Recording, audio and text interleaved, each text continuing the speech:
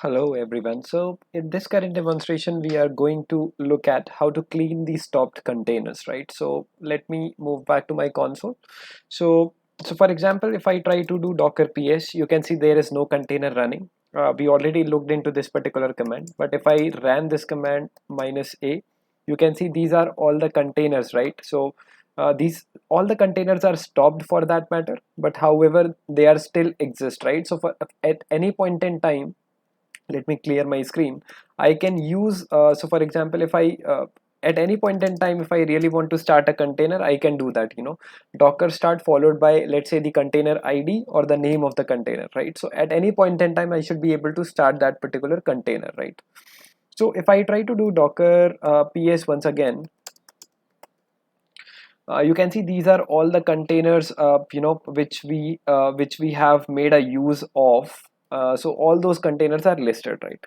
So if I really want to remove any of the containers, so let's say I can basically these are the names of the container: web server 1, web server 2.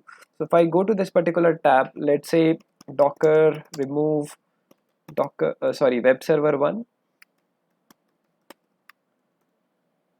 you can see that if I try to do docker ps once again, it should be removed, right? Scrolling up, so you can see the web server 2. So we have successfully made a use of this command docker rm, and I'm just demonstrating once again so that you understand better. So if I ran this particular command, this particular container will be removed, right? So this is one way of removing all these containers which are already in the stopped state. And if the containers are in the stop state, you can at any point in time you can start those containers, like docker start followed by the name of the container or the container id, right? So if so it makes sense if I'm able to remove all the containers which we have run before, right? So for example, let's look at this particular command, docker container help. So you can see that all the I have all the options. You can also see this option prune, so which will be used to remove all the stopped containers, right? So let's try to make the use of this particular command. So docker container prune, right? So it is giving me a warning, this will remove all the stopped containers. So let's press y.